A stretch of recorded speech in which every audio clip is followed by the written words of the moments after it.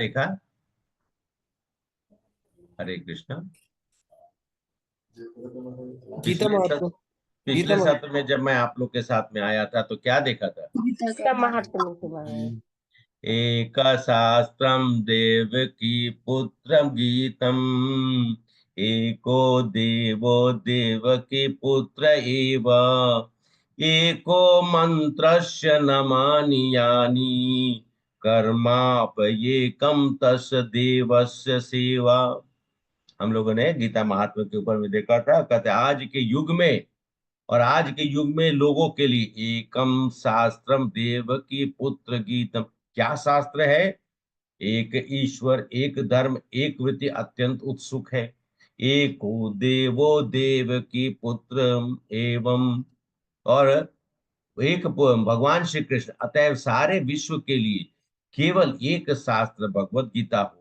सारे विश्व के लिए एक ईश्वर ही हो, वो देव के पुत्र श्री कृष्ण हो। एका मंत्र, एको मंत्रस्य नामानि यानि। एक मंत्र हो, एक प्रार्थना हो, और उसका संकीर्तन हो, हरे कृष्णा कृष्णा कृष्णा हरे हरे, हरे राम राम राम हरे हरे। और केवल एक ही कार्य हो, भगवत सेवा, भगवान की सेवा। यही गीता महात्म्य कहलाता है। और इस गीता महात्म्य का और भी हम सब लोगों ने देखा था, चर्चा कर रहे थे। तो हम सब लोगों ने गीता महात्म्य के द्वारा क्या समझा था, क्या सीखा, मैंने अभी फिर से आप लोगों को बोला। देखिए, मैं पिछले क्लास में बोला था, ये बताया था कि इस्लाम धर्म में पैगंबर मोहम्मद को भगवान का दूत बताया गया। तो उन्होंने बताया तो उस ग्रंथ का मतलब जो क्या है, कुरान, कुरान ग्रंथ का नहीं। क्रिश्चियन धर्म में ईसा मसीह को भगवान का पुत्र बताया गया, सन ऑफ द गॉड। उन्होंने बाइबल बताया। लेकिन देखिए, वाया मीडिया से कोई बोलेगा तो हो सकता है कि उसमें गड़बड़ होगा। लेकिन हमारे हमारे सनातन धर्म में भगवान ने खुद बोला, भगवान खुद बोले हैं। यहाँ पर कोई संशय की बात नहीं है। मैं अगर मान लिया जाए कि मुझे जोगिंदर प्रभु अगर कुछ बोलते हैं, तो हो सकता है कि मैं थोड़ी इसमें त्रुटि हो जाए मुझे बोलने में। लेकिन भगवान जब बोलते हैं तो उनमें कोई त्रुटि होती है या नहीं होती है? होती है कि नहीं, बोलिए। भगवान कुछ बोलते हैं उसमें त्रुटि है? नहीं होती है प्रभु। अरे ओपन क्लास है, आप लोग सब लोग आराम से आप लोग कुछ भी बोलिए। क्योंकि यहाँ जब तक चर्चा नहीं करेंगे तब तक रुचि नहीं जागेगी। रुचि जागने के लिए बोल, जब पूछे कुछ बोलिए आप। और एक और चीज है, पहले भी बोला था, भागवत आध्यात्मिक क्लास में कुछ भी गलती नहीं हो, ठीक है? इसलिए कभी भी ये शर्मिंदा मत होइए या मुझे नहीं आता है, मैं कुछ बोलूंगी तो गलत तो नहीं बोल जाऊं। वो सब कहीं ना कहीं उसका अभिप्राय, मतलब उसका जो मीनिंग है या उसके पीछे जो है, वो भगवत सेवा ही है। आप कुछ भी बोलेंगे तो भगवान से ही जुड़ा हुआ बोलेंगे। एक बार एक सेमिनार दे रहे थे, हाँ, आप लोग, ठीक है, आप लोग के साथ एक सेमिनार में, मतलब एक क्लास में थे, तो वहां पर काकीनाडा की ही बात है। तो वहां पर बहुत सारे हमारे माताएं और प्रभु जी लोग थे, बैठे हुए थे। तो मेरे ख्याल से 40-50 लोग थे करीब करीब। तो क्लास खत्म हो गया तो मैंने उनसे आग्रह किया कि आप लोग कुछ बोलिए। हैं? होता है ना कि अब सामने वाला जो श्रोतागण है, जो सुनने वाले हैं, उनसे रिक्वेस्ट किया कि कुछ बोलिए। तो ये एक व्यक्ति खड़े हो गए और साथ साथ में एक माता जी भी खड़े। तो एक जो प्रभु खड़े हुए थे, बोले, प्रभु जी, आपका जो है ना, आपका मुस्कान बड़ा बहुत अच्छा लगता है। मैं शर्मा गया, मैं शर्मिंदा हो गया। मैं बोले, ये इतने सारी माताएं यहाँ पर बैठी हुई हैं, तो मुझे थोड़ा शर्म आ रहा है। और मेरा चेहरा लाल हो गया। तो मैं बोला, प्रभु जी, मैं आपसे कथा के बारे में पूछा था, अपने बारे में नहीं पूछा था। तो बोले कि नहीं नहीं प्रभु जी, ऐसी मुस्कान तो हम लोग को क्यों नहीं आती है। हम बोले, प्रभु जी, ऐसा मुस्कान नहीं, जब भगवत श्रवण करेंगे, भगवत कीर्तन करेंगे, तो चेहरा ऑटोमेटिकली कितना भी कैसा भी हो, चेहरे पे वो तेज रहती है, जब तक हम भगवत सेवा और भगवत ये चर्चा में है। तो फिर उन्होंने कहा कि नहीं, इसका तो कुछ ना कुछ तो उपाय है। तो हम बोले, हाँ, एक ही उपाय है। आज जो मैंने आप लोग को क्लास जो बोला था, आप लोग भी इसकी चर्चा अपने परिवार में करिए और बाकी लोगों में करिए, आपका भी चेहरा इसी तरह से मुस्कुराता रहेगा। खैर ये शर्मिंदा वाली बात तो है। और उसको बोलते हैं, उन्होंने क्या एक और चीज बोला, प्रभु घर में बड़ा परेशानी रहती है। हम बोले यही तो कारण है कि आप बोल रहे हैं, परेशान मत होइए, जो हो रहा है उसको होने दीजिए, लेकिन आप अपना भगवत सेवा में रहिए। तो आपका निश्चित है कि आपका मन फिर दुखित होगा ही नहीं, आप हंसते रहें, कोई कुछ भी बोले कोई फर्क नहीं पड़ता है। मैं तो बस मुस्कुराता हुआ भगवान का नाम लेते चलेंगे। ठीक है। तो खैर तो हम लोग पिछले जो सत्र में गीता के महात्म्य के बारे में सुना था। तो थोड़ा सा उसका कहते हैं ना कि पृष्ठभूमि जो है तैयार किया जाता है शुरू में। कौरव और पांडव दोनों, तो दोनों भाई थे। तो एक पांडु के पुत्र पांडव लोग, और धृतराष्ट्र के पुत्र कौरव लोग, दोनों के। और पांडु जी की मृत्यु हो गई। आप सब लोग पूरी कथा नहीं सुनाता हूं, बस थोड़ी सी। पांडु की मृत्यु हो गई। और पांडु जी की मृत्यु होने के बाद धृतराष्ट्र के मन में शुरू से ये उसको यही लगता था कि मैं बड़ा हूं तो राजा मुझे बनना चाहिए। लेकिन कहा जाता है कि अगर कोई व्यक्ति अंधा है, वो तो उसके कर्मानुसार उसको ये तो कोई किसी की गलती नहीं है। वो अंधा अगर जन्म लिया है तो वो कैसे राजपाट चलाएगा? अंधे को कुछ दिखाई देगा, समझ में नहीं आएगा, लेकिन राजपाट नहीं चला सकता है। तो एक योग्य व्यक्ति, तो पांडु को उनके छोटे भाई को बना दिया गया। पांडु राजपाट संभाल रहे थे। कुछ समय के बाद कुछ कारणवश जो है उनकी मृत्यु हो जाती है। उसके बाद धृतराष्ट्र को राजा बना दिया, क्योंकि उस समय में जो पांडव थे वो छोटे छोटे थे। तो फिर उन्होंने जो है धृतराष्ट्र को caretaker government, caretaker राजा, उनको राजा नहीं केयर टेकर राजा बनाया गया, कि जब तक वो ये पांडव बड़े नहीं हो जाते। युधिष्ठिर युधिष्ठिर एक्चुअली सब में उम्र में सबसे बड़े थे। धृतराष्ट्र के दुर्योधन से, और धृतराष्ट्र जी के दुर्योधन से, और इधर पांडु के पुत्र युधिष्ठिर जी का जन्म पहले वाला। तो बड़ा बेटा को ही राजपाट संभालने के लिए दिया जाता है। तो जब तक युधिष्ठिर युवावस्था में नहीं आएंगे तब तक आप केयर टेकर गवर्नमेंट। और दुर्योधन धृतराष्ट्र का पुत्र, उसके मन में शुरू से था कि ये राजपाट मेरा है, मैं ही संभालूंगा। मेरे पिता को जो है इन लोगों ने जानबूझकर राजा नहीं बनाया। अगर वो राजा होते तो उनका उनका पुत्र मैं था, मैं राजा बनता। तो खैर ये परंपरा जो थी योग्य योग्य व्यक्तियों के लिए, दुर्योधन जैसा दुष्कर्मी आदमी के लिए नहीं था, लेकिन दुर्योधन का मन में था। अब होता है किसी की मन हो में हो। तो वो क्या किया, सब तरह के छल प्रपंच किया। अंततः हर तरह के कष्टों को सहने के बाद पांडवों ने, अब पांडव क्या है, कष्ट क्यों सहे, क्योंकि भगवान श्री कृष्ण उन्होंने हंसते हंसते का सब तरह का 12 साल का ज्ञातवास, 1 साल का ज्ञातवास, उसके पहले उन लोगों को लाह ग्रह में कितने सारे उन लोगों के साथ बहुत सारा अन्याय किया गया, फिर भी वो लोग जीवित रहे। और अंततः युधिष्ठिर महाराज का समय आ गया। कहा गया कि भाई अब आप युधिष्ठिर महाराज जो योग्य हो चुके हैं, आप कृष्ण भगवान गए क्या बनकर, कृष्ण भगवान क्या बनकर गए?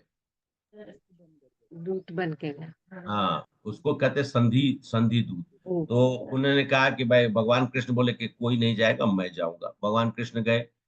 कौरव कौरव ये जो जहाँ पर कौरव की सब लोग बैठते थे बैठकी में। और वहां पर जाकर उन्होंने कहा कि जो कृष्ण को देखे तो सब लोग उठ गए। उन्होंने उनका मतलब भाई कृष्ण का तो ऐसे भी उनके साथ रिश्ता है। तो कहा है, तो सब लोग खड़े होकर कृष्ण का अभिवादन किया। लेकिन उसके बाद कृष्ण ने कहा कि मैं आज अभिवादन स्वीकार करने के लिए नहीं आया हूं। आज मैं अपने राजा के लिए, अपने मतलब जो प्रिय हैं उनके, मतलब युधिष्ठिर के रिप्रेजेंटेटिव बनकर मैं उनका दूत बन के आया हूँ।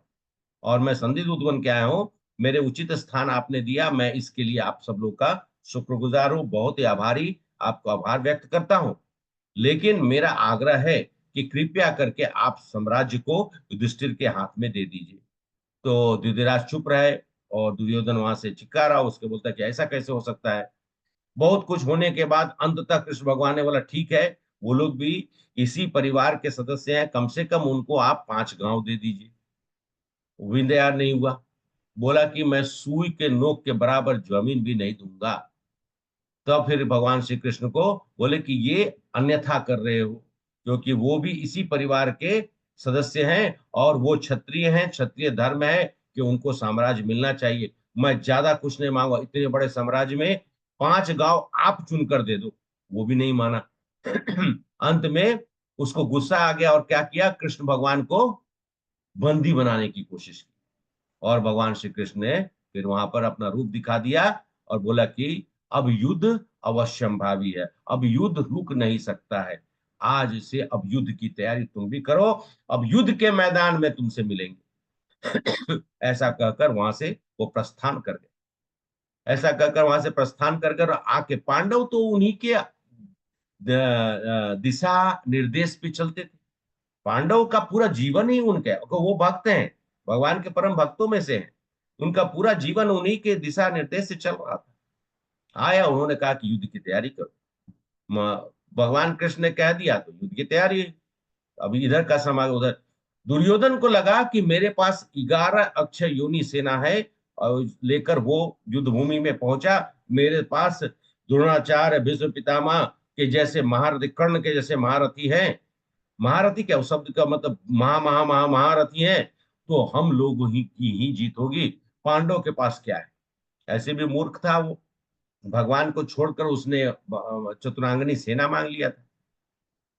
और यहाँ पे अर्जुन जो है वो भगवान के साथ में, और वो दिव्य रथ, भगवान क्या बने, सारथी बने। किसके, कृष्ण के उन्होंने कहा था कि मैं युद्ध नहीं करूंगा, तो सारथी बने। सारथी जो होता है रथ को चलाता है, और रथ भी दिव्य रथ था जिस पर अर्जुन बैठे और कृष्ण भगवान उनके सारथी बनकर बैठे। और अंततः वो लोग युद्ध मैदान में पहुंचे। युद्ध मैदान में पहुंचने के बाद उनके अंदर से ये अभिलाषा हुई, किसके, अर्जुन के मन में से अभिलाषा हुई।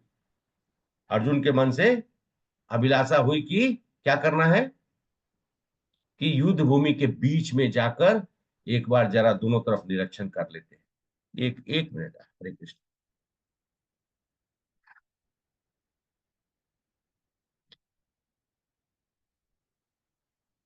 हरे कृष्ण, 1 मिनट।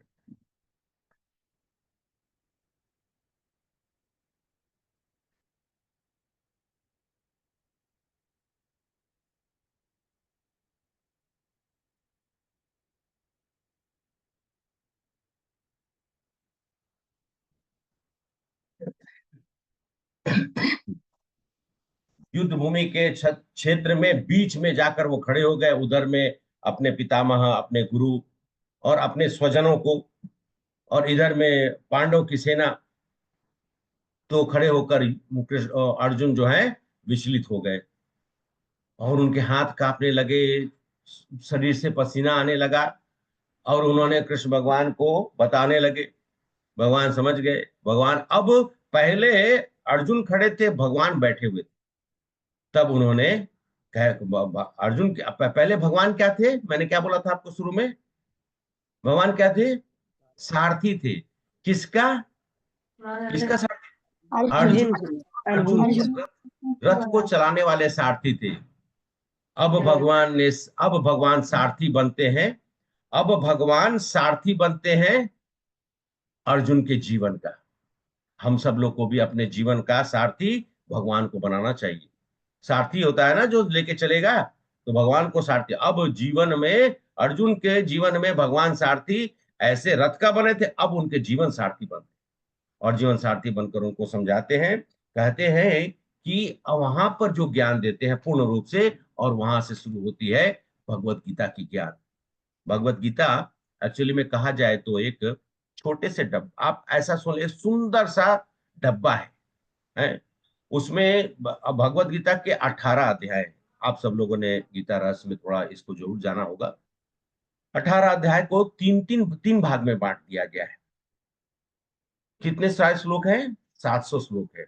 पहला 6 भाग, फिर बीच का 6 भाग, फिर बाद का 6 भाग, 18 अध्याय, 700 श्लोक। शुरुआत होती है पहले अध्याय के पहले श्लोक में, जहां पर धृतराष्ट्र बोलते हैं। उसके बाद भगवत गीता का पृष्ठभूमि तैयार होता है। हम सब लोग सीधा चर्चा करते हैं कि भगवत गीता का ये भाग, 3 भाग जो है, वो एक सुंदर मणि मणि बॉक्स, जैसे कि कहते हैं डायमंड का एक बॉक्स के जैसा है। वो नीचे वाला जो भाग है, नीचे का जो पोर्शन है जो डब्बा में, वो जो है वो पहला 6 है, कर्म योग इसको बोलते हैं। और उसके बाद उसको ढकने वाला जो है वो लास्ट का 6 भाग है, जिसको हम लोग क्या बोलते हैं, ज्ञान योग बोलते हैं। पहले कर्म योग फिर ज्ञान। और अंदर में जो डायमंड है वो है बीच का 7 से लेकर 12, जब भगवान गुहितम ज्ञान भक्ति का देते हैं। तो पहला नीचे वाला पोर्शन क्या है, नीचे वाला पोर्शन क्या है, डब्बा का नीचे वाला को क्या बोला मैंने, कर्मयोग। हाँ कर्म योग, कर्म योग। फिर ऊपर वाला क्या बोला, ज्ञान योग। और बीच में भक्ति, ये सब। क्योंकि हमारे बहुत सारे यहाँ पर श्रोतागण के रूप में बैठे हैं, वो सब जानते हैं। लेकिन ठीक है, इसकी चर्चा करने से हम सब लोग को कुछ ना कुछ तो नया सुनने को मिलता ही है। तो भगवत भगवत गीता सभी प्रकार से ज्ञान का उदक है, या आप उसको ऐसा समझ सकते हैं शिरोमणि है उस बहुमूल्य। और ये बहुमूल्य ग्रंथ इसलिए बहुमूल्य है क्योंकि इसको अर्जुन सुन रहे हैं।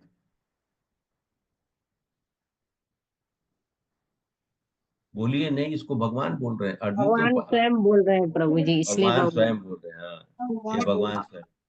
हाँ तो और इसका जैसे कहा जाता है कि हम सब लोग गीता के इन 18 अध्यायों के 700 श्लोक के माध्यम से, जिसमें ज्यादातर श्लोक भगवान ने बताया है, मात्र 40-45 मिनट में भगवान ने अर्जुन, जो कि जैसे कहते हैं ना कि अर्जुन जो है ज्ञान रूपी इस ज्ञान को योग के माध्यम से, कर्म योग पहले भगवान बताते हैं। देखिए कर्म योग के अध्याय में भी अब वो शुरू करेंगे, तो इसके पर योग का मतलब क्या होता है, योग का मतलब जनरली हम सब लोग योग योग योग सुनते हैं, योग का मतलब क्या होता है,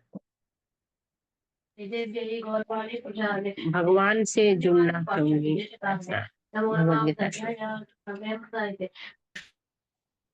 कौन कौन कोई मैंने ममता माता जी के अलावा और कोई बोल रहा था, ममता माता जी के अलावा और कौन कौन बोल रहे थे, ममता माता जी तो जानती हैं, किसी और का आवाज सुन रहा था, एनीवे पता नहीं, मेरे ख्याल से मैं दो आवाज सुना इसलिए पूछ रहा हूँ। तो हम सब लोग, योग का मतलब यही होता है, जैसे माता जी ने कहा कि अपने चेतना को परम सत्य भगवान श्री कृष्ण से जोड़ना। योग मतलब जोड़ना, जैसे कहते हैं ना एक एक जोड़, एक योग दो तीन बन जाता है, तो योग का मतलब जोड़ना होता है। और जब हम इसको एक सिस्टमेटिक ढंग से, जैसे कि कहते हैं ना कि कोई भी काम करने का, जैसे सब्जी बनाना है तो सब्जी काटना होगा, फिर सब्जी को धोकर, फिर कढ़ाई लेकर कढ़ाई में तेल डालकर, उसके बाद पचफोरन डाल के, या जो भी है, उसके बाद सब्जी को डालकर उसको हल्दी नमक मसाला जो भी डाल, तो प्रोसेस होता है, एक प्रोसेस। उसी तरीके से इस ज्ञान को प्राप्त करने के लिए श्रील प्रभुपाद लिखते हैं कि हमको एक पद्धति को फॉलो करना चाहिए, और उस पद्धति में मुख्यतः जितनी भी चीजें बताई गई हैं वो परंपरा में यथा स्वरूप होना चाहिए। ये नहीं कि अपने मन से जो मन में आया वो हम लिख दिए, वो हमारे हमारे मन में जो आया वो हमने लिख दिया और हम आपसे बता रहे हैं, नहीं, ऐसा नहीं होना चाहिए। मुख्यतः हम सब लोग को चिंतन करते हुए, मुख्यतः सबसे पहले तो हमको चिंतन करना है, जो भी हम या ज्ञान प्राप्त करना चाहते हैं वो योग अवस्था में यथावत, जो यथारूप भगवत गीता में बताया गया वो है कि नहीं। अपना विश्लेषण नहीं करने का जरूरत, अपना ज्ञान देने का जरूरत है। ठीक है, हम लोग कुछ एग्जाम्पल्स देते हैं, वो जरूर, क्योंकि प्रभुपाद के ग्रंथों को पढ़कर कुछ हमें अगर लगता है कि हमारे जीवन से कुछ, या मुख्यतः कुछ भक्तों के साथ में है, तो हम सब लोग को बोलना चाहिए। भगवत गीता के महत्वपूर्ण संदेश भगवान श्री कृष्ण के प्रति डैश करती है, हरे कृष्णा, भगवान श्री कृष्ण के प्रति डैश करती है। भगवत गीता का ज्ञान क्या करती है, भगवान से हम, भगवान का जो महत्वपूर्ण संदेश जो हम सुनते हैं, भगवान कृष्ण के प्रति क्या करती है, बोलिए जोगिंदर प्रभु,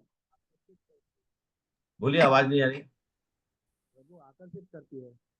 आवाज वो, हाँ, ऊंचा करिए, आवाज नहीं आपका,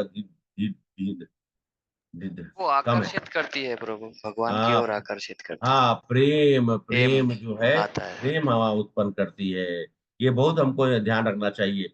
इसलिए अपने, हम सब लोग को ध्यान है कि हम जब सुनेंगे, आप निश्चित बता रहे, भगवत गीता का अगर किताब उठाए, भगवत गीता का यहाँ पर सामने में मैं किताब उठाता हूँ, कोई भी एक श्लोक, मैंने पिछले बार भी बोला, कोई भी एक श्लोक जो है वो खुल जाता है, तो उसके बाद हम सब लोग के मन में कैसा होता है, मामोपैते पुनर्जन्मा दुकाल्यम शाश्वतम नापनंति महात्मना संसिद्धिम पराम गतिम।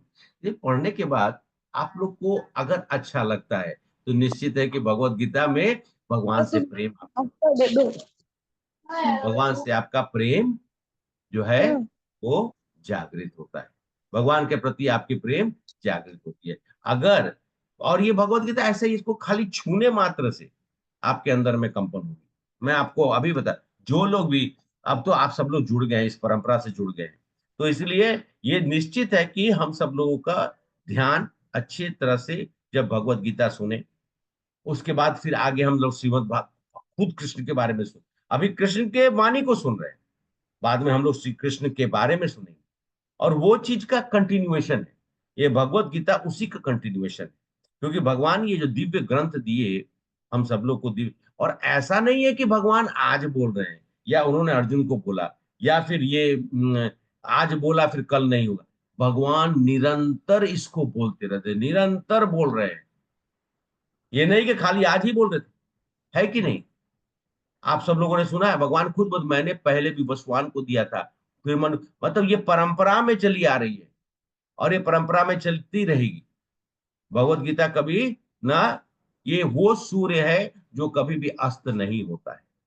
हम सब लोग जो सूर्य देव को देखते हैं तो पूरब से निकलकर पश्चिम में आते जाते हैं, ये वो सूर्य हैं जिनका अस्त कभी नहीं होता है। तो हम सब लोग अभी जैसे पहला भाग जो है 1 से लेकर 6, इसकी विशेष और आप लोग डिटेल्स में, मेरे ख्याल से प्रभु 18 डेज का कोर्स कब स्टार्ट हो रहा है? प्रभु 26 को शुरू हो रहा है प्रभु, 26 को 26। तो मैं आप लोग को बस पृष्ठभूमि बता रहा हूँ, और थोड़ी थोड़ी करके बीच बीच में आप लोग को, और जो भी भगवत गीता से जो मैं अनुग्रहित अपने गुरु और स्वजनों से और अपने वैष्णवों, श्रेष्ठ वैष्णवों से जो सुना है, वो मैं आप लोग के साथ शेयर करता रहूंगा। लेकिन थोड़ी सी पृष्ठभूमि आप लोग को बता देते हैं। 26 तारीख मेरे ख्याल से 3 दिन के बाद शुरू हो रही है। तो ये कर्म योग अध्याय जो है वो चैप्टर नंबर 1 से लेके चैप्टर नंबर 6 तक है। कर्मयोग का अर्थ क्या होता है? काम करते चलो, फल की चिंता मत करो, ऐसा ही काम भगवान को करते, याद भगवान को याद करते हुए, भगवान को सेंटर में रखते हुए कर्म करना। भगवान को काम करते चलो, भगवान को अर्पित करते चलो, हैं? भगवान को अर्पित करते, काम करते चलो, भगवान को अर्पित करते चलो। प्रभु जी 18 डेज का कोर्स आप ले रहे हैं? हैं? 18 डेज का कोर्स आप ले रहे हैं? नहीं, हमारे अभय प्रभु लेंगे। अच्छा, ओके। ठीक हरे है। कृष्णा प्रभु, मेरे पास हो सकता है कि अलग ही बम फोड़ने वाला हूँ। हाँ, शायद तो कौन करे? शायद तो मैं भी नहीं ले रहा हूँ, हैं? शायद तो मैं भी नहीं ले रहा हूँ। तो कौन लेगा हिंदी में? नॉट श्योर 100%, बट मैं कैसे लूंगा? क्यों? बात तो यही, चर्चा तो यही हुई थी क्लास में, मीटिंग में। चर्चा तो हुई थी, लेकिन आज आज शाम तक मैं, मतलब ये होगा, बट हाँ ठीक है, ठीक है प्रभु जी, आप वो सब मत सोचिए, भगवान से प्रार्थना करिए। आपको ये मतलब ये एक बहुत सुखद क्षण है जब आप करने के लिए जाएंगे। मेरे आपको अच्छी तरह से मालूम है कि मैं मतलब व्यस्त हूँ, नहीं तो मैं आप नहीं ले, मैं तो ले ही सकता था, लेकिन अभी क्या है, मेरा डायरेक्ट क्लास चलते रहता है, और शाम को मेरा ये हो जाता है तो मैं आपको कॉल करता हूँ, फिर हम लोग डिस्कस करेंगे क्या करना है। हाँ, बिकॉज वो तो करना ही है। क्योंकि सभी लोग यहाँ पर जो है 18 डेज का कोर्स जो लोग भी नहीं किए एटलीस्ट उन लोग को तो थोड़ा आपको बताना ही पड़ेगा। ठीक है, तो ठीक है, हम लोग करेंगे चर्चा। प्रभु, कोर्स तो करेंगे ही, कोर्स तो होगा ही। ठीक है, तो मैं अभी शुरू का थोड़ा सा जो है 2-3 मिनट और बोलकर फिर आगे एक आध सत्र में हो सकता है कि शुक्रवार को फिर मैं जुड़ू, तो थोड़ा आप लोग को और बता दूंगा, जैसे कि आप सब लोग का। प्रभु जी, माता जी कौन? हरे कृष्णा।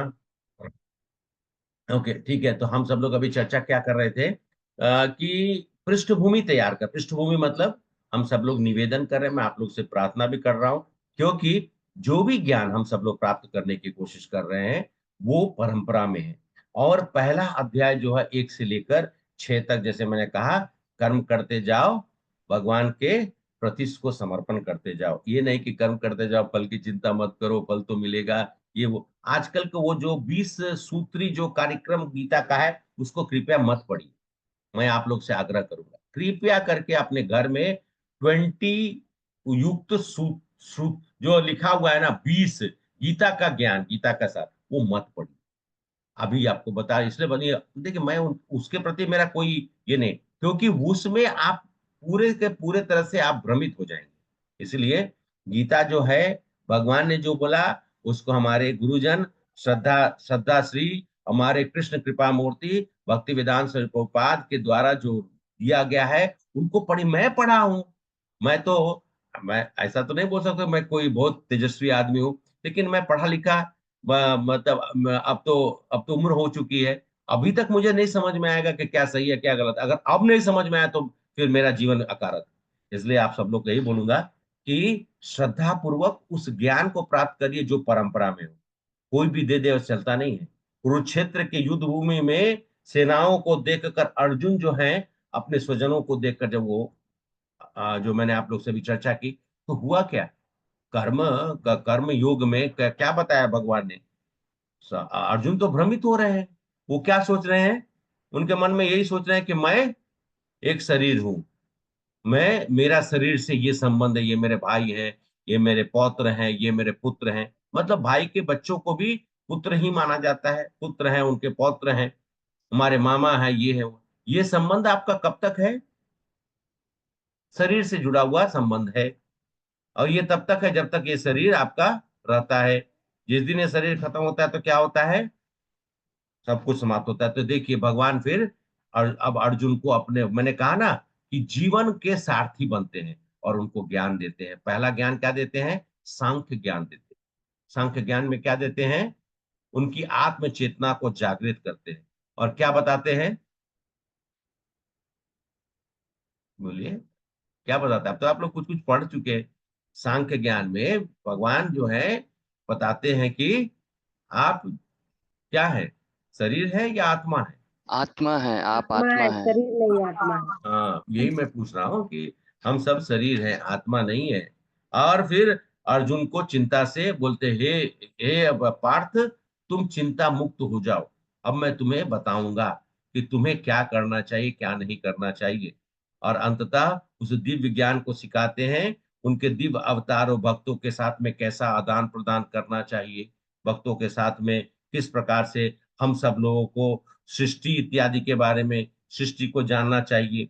और हमें आत्मसात मतलब आत्म साक्षात्कार करते हुए मुक्त आत्माओं के विरक्त भाव को, ज्ञान और वैराग्य को, भक्ति के द्वारा ज्ञान और वैराग्य जो प्राप्त होगा, तो भगवान उसके बारे में बताते हुए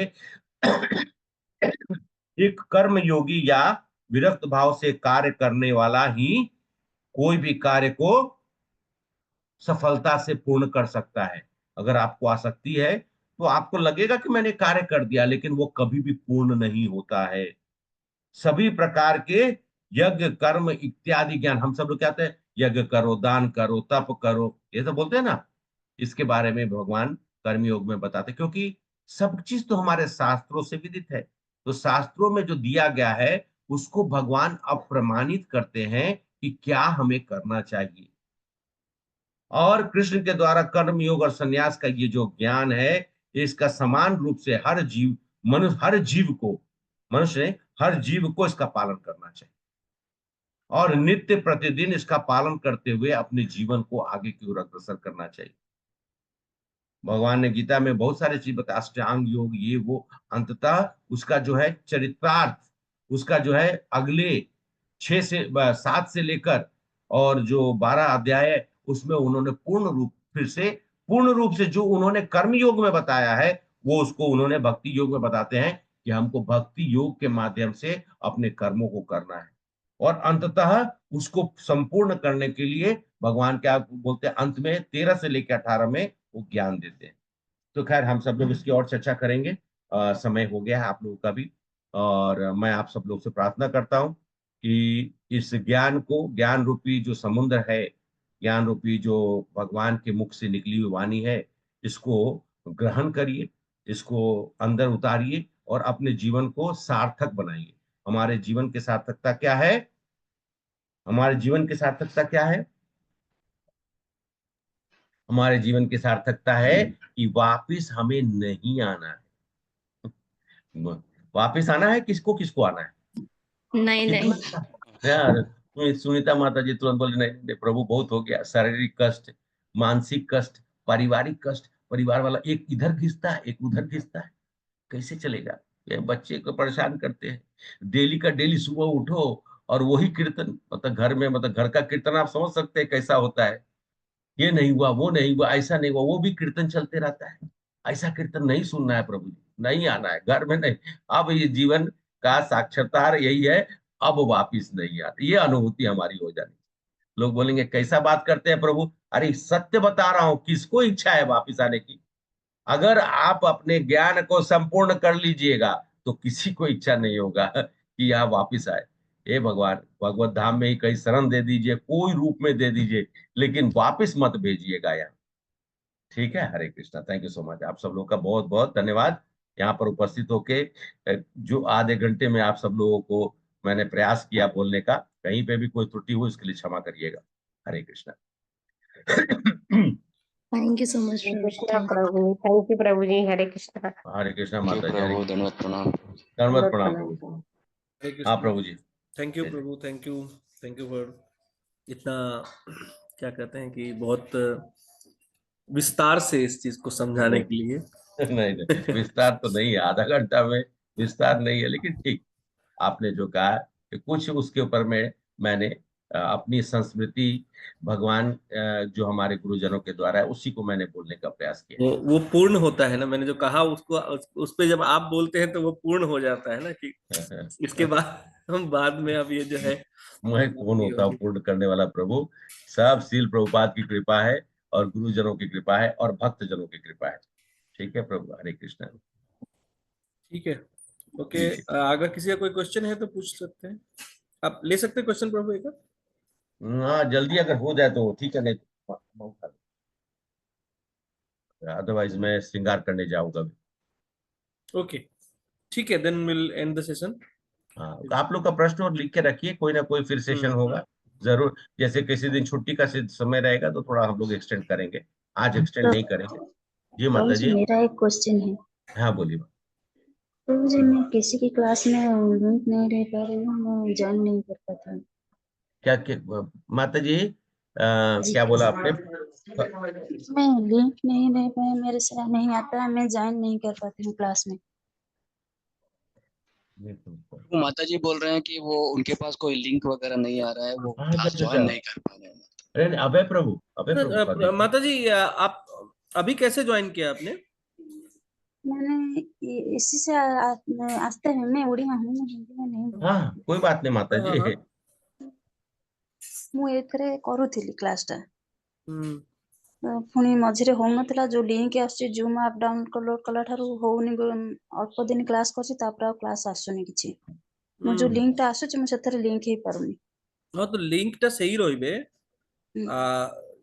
7 बजे डेली मॉर्निंग में क्लास है, तो जो लिंक से अभी आप ज्वाइन किए हैं यही रहता है, चेंज नहीं होगा ये। 6:30 है ना प्रभु, 6:30 बोलिए। 7 बजे सुबह आप ज्वाइन कर सकते हैं, और उससे कुछ अगर आपको दिक्कत होता है तो मेरा नंबर है उसमें, जो ग्रुप में है ना जी। उसमें, और नहीं तो मैं चैट बॉक्स में भी मेरा नंबर डाल देता हूँ। नहीं प्रभु, एक बार अपना अलग से माता जी से बात करके उनका समस्या को समझकर और कहाँ पे उनको दिक्कत हो रही है, हमको 6:30 से बोली ज्वाइन करेंगे, थोड़ा सा जपा भी कर लेंगे। हाँ हाँ अगर जी अगर जी उनको जी। हाँ तो जपा करेंगे तो अच्छा है ना माता जी का। धन्यवाद प्रभु जी। माता जी, मैं नंबर डाला हूँ इसमें चैट में, आप एक बार मेरे को व्हाट्सएप पर हाई कर दीजिए या मिस कॉल कर दीजिए, मैं आपको बात करता हूँ। जी या जी। ये आप नंबर, जब हाँ भी माता जी नंबर लिख लीजिए आप। चैट बॉक्स में नंबर डाला हूँ। ये तो आप पता माता जी को बोलिए ना, अगर लिख सकती है तो लिख लेंगे, आप हाँ बता हाँ, बोलिए बोलिए। एक मिनट, रिकॉर्डिंग बंद कर देता हूँ। हाँ।